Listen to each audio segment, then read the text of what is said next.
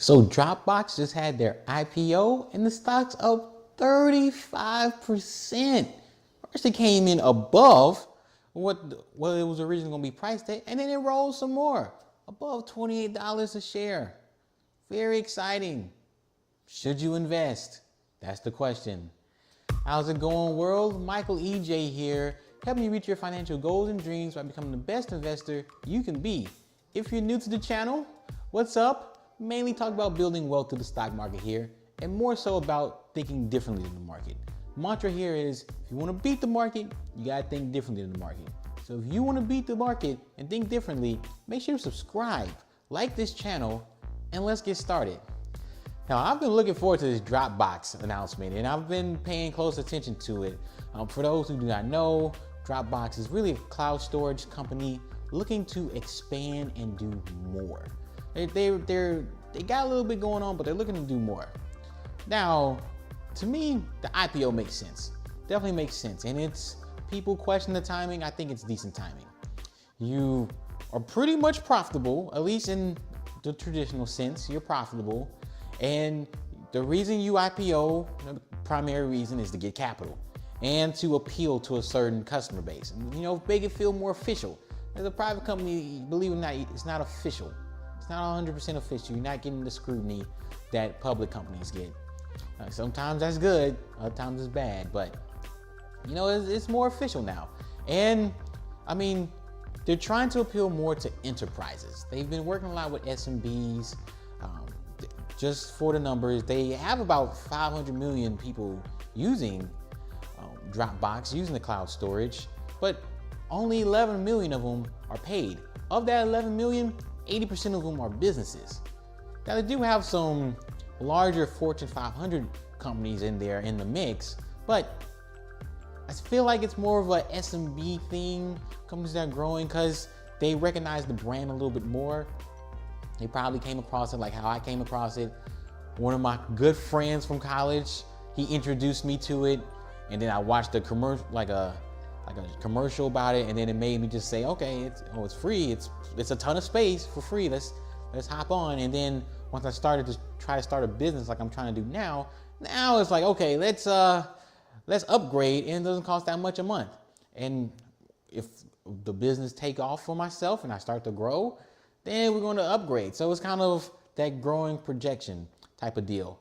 And I mean, part of it also too is to fight off competition, which, by the way, is a lot.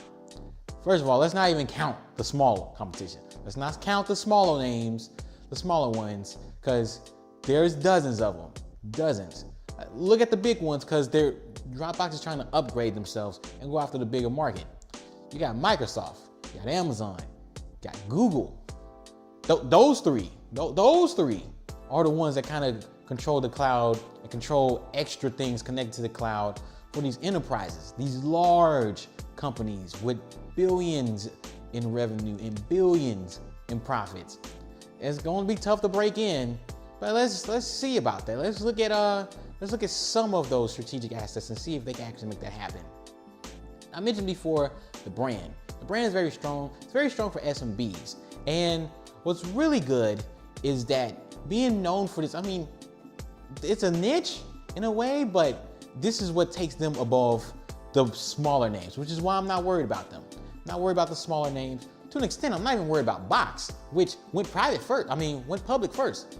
I'm not really worried about them. They're doing their thing, but if you choose between Box or Dropbox, I'm going with Dropbox. Dropbox it's easy to connect with them.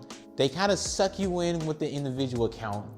And once you're sucked in with the individual account, you're like, oh, I can just upgrade. And in the midst of upgrading, I can have better protection of my data. It's easier to share with team members for business.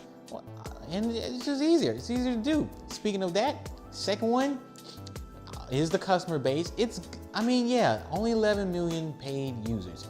It's kind of like, come on now.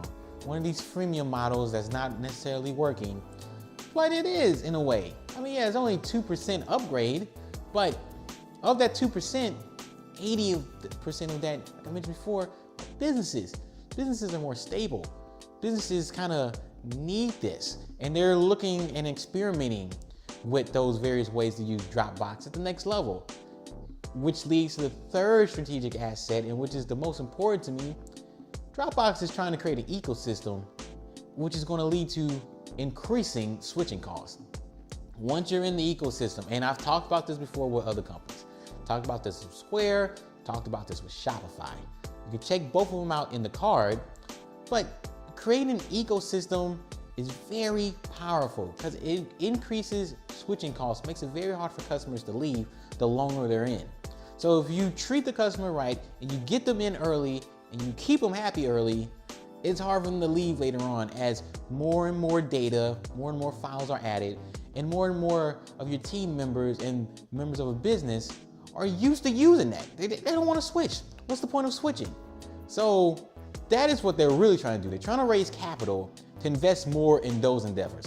What are some ways we could continue to, first of all, have the people we have on the platform now, keep them, people who are free but their businesses, convert them, and how can we compete with these larger names for the big fish, the big whales out there, the large enterprises.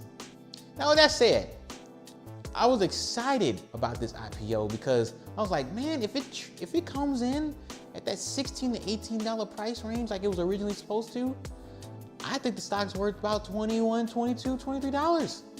And I think it could re-rate. I think over time, the story will continue to change, and I can continue to say, hey, stock's gonna do better, stock's gonna do better. It's gonna be all good. But it came in at $21 at the IPO price, and on top of that, it rose up to 28 after the first day of trading. So right now, it's too hot for me. 6 months from now, after that lockup period though, let's see if that story still holds up, especially when we don't know where the market's at. Now, I'm doing it more from a valuation perspective. I'm not sure the strategic assets are enough to cover Dropbox's behind, at least not yet. So maybe revisiting them in that 6-month time frame and really pay attention to them, really point to some insight. I think it's a good company. I think they're innovative. I think they're trying to do things differently. And if they came in at the right price, I would actually say go ahead and jump all in. But since they didn't, we're just gonna hold out and see. Michael EJ here, helping you reach your financial goals and dreams by becoming the best investor you can be. This is it for today. We got another IPO to talk about pretty soon, and I'll see you at that video. Peace.